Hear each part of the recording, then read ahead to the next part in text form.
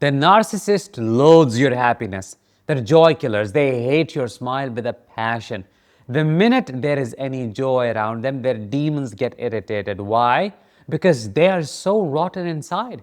They're so filled with negativity, darkness, and pessimism that they cannot tolerate the light at all. And because of this internal rot, the smallest of small things make them miserable. Things that would make people awesome trigger the narcissist into a rage. I'm talking about the innocent moments that make you feel grateful to be alive, the simple pleasures that make your day. To a normal person, these things are beautiful.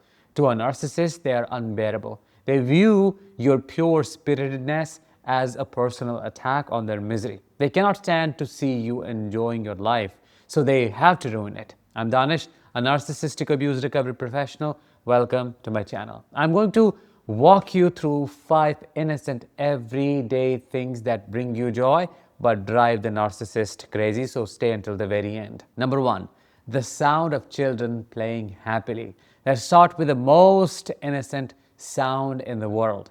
The sound of children giggling, running, and playing. To a healthy person, this is the sound of life. It makes you feel warm. It makes you feel grateful. But have you ever noticed what happens to the narcissist when the kids are having too much fun?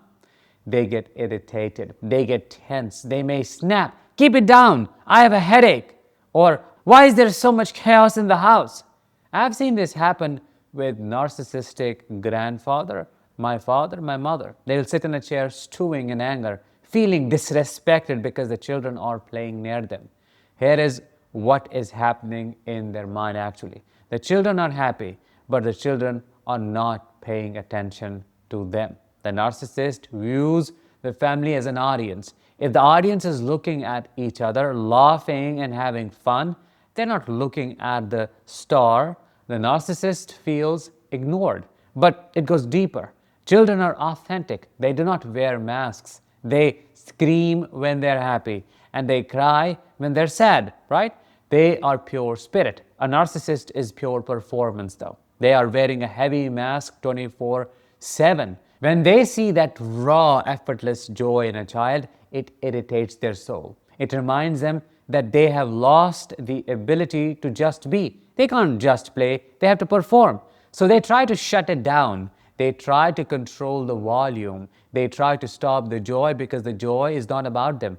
They want the children to be quiet soldiers, not happy kids. Number 2, your affectionate bond with your pets. This one is really bizarre if you do not understand their psychology, but it's one of the most common triggers I hear about. Let's say you come home from work. Your dog runs to the door, tail wagging, so happy to see you. You drop to your knees, you use that baby voice, you cuddle the dog, and you're just beaming with love. You're giving that animal pure affection. If you look up at the narcissist in that moment, you won't see a smile. You will see disgust. You will see jealousy. You will see roll in their eyes. Quite immaturely, they'll say, you love that dog more than me, don't you? Or they'll get passive aggressive and say, well, the dog made a mess today. Hope you're happy.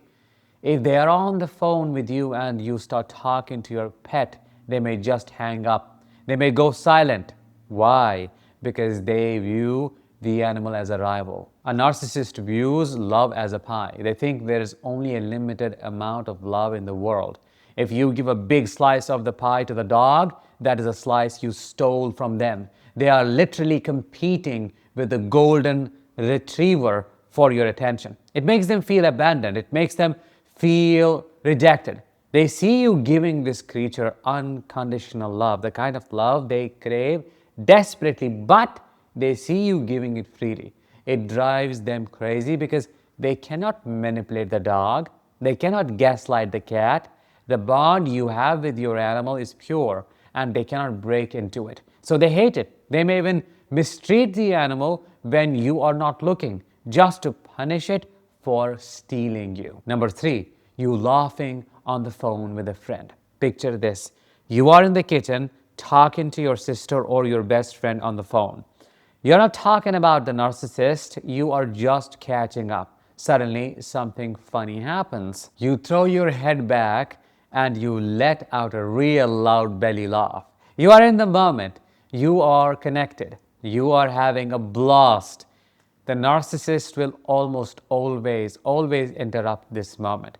They will walk into the room and start pacing. They will stare at you. They will start making loud noises, slamming doors, slamming cupboards, turning up the TV, or they will mouth the words, "Who is that? Get off the phone." When you finally hang up, the interrogation begins. "What was so funny? Why were you laughing like that? You have been on the phone for an hour. Do you think that's normal?" This is triggered by something called triangulation, but in reverse. When you're laughing with someone else, you are creating a private world that the narcissist is not invited to. You are sharing an inside joke. You are sharing a bond. This terrifies the narc. It triggers their paranoia. They think, are they laughing at me? Are they talking about me? But mostly it triggers their fear of independence. If you can be that happy without them, then you do not need them. If you have a support system, if you have friends who make you laugh, you are less likely to tolerate their abuse. They want you isolated. They want to be the only source of emotion in your life.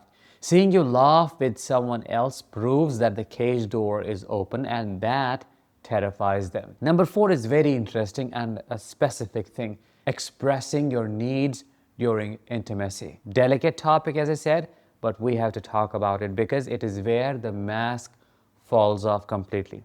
Intimacy for most people is about connection. It's about two people exploring each other. But for a narcissist, sexual intimacy is about using. It's about power. Let's say you are in the bedroom. You are feeling safe enough to speak up. You say something simple like, "I really like this," or "I don't like that. Can we do this instead?" You are expressing a need. You're showing that you are a human being with preferences, feelings, and a body that belongs to you. The narcissist will often react with coldness, anger, or total shutdown.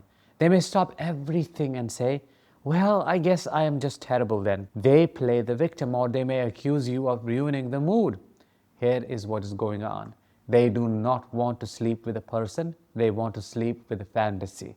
In their mind, you are an object, a toy. You are a prop in their movie. A prop does not have lines. A prop does not have needs. A prop does not say, "Wait, that hurts."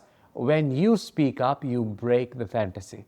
You remind them that you are a separate person with your own autonomy. This kills their God complex.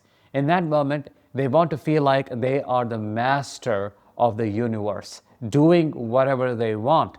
By voicing your happiness or your discomfort, you are asserting your reality. And remember, a narcissist cannot survive in reality. They need the delusion that you exist solely to serve their pleasure. Number 5, you showing intelligence or emotional depth. Finally, let's talk about your mind. You are a smart person. You have deep thoughts. Maybe you're watching a complex movie and you figure out the plot twist before they do. Maybe you solve a problem with the house finances that they could not figure out. Maybe you show incredible emotional maturity during an argument by staying calm and logical while they are spiraling. You feel good about this. You feel competent. You feel smart. But the narcissist attacks you. They say, "Stop trying to sound so smart." They say, "You think you're better than everyone else, don't you?"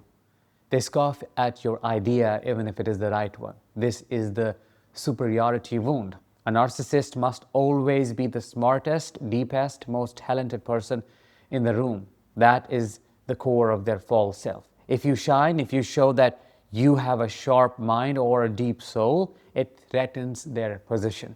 They feel stupid in comparison, and they cannot handle feeling stupid. So they have to bring you down. They have to make you doubt your own intelligence. They want you to feel small so they can feel big.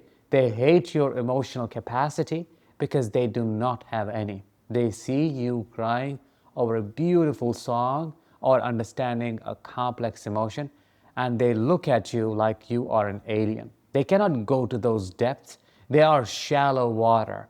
So when you dive deep, they hate you for it because it reminds them that they are stuck on the surface. So I want you to look at this list again.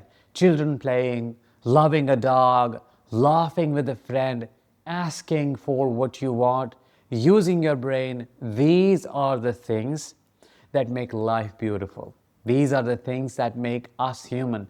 If these are the things that trigger your partner, you have to ask yourself, what kind of spirit are you living with?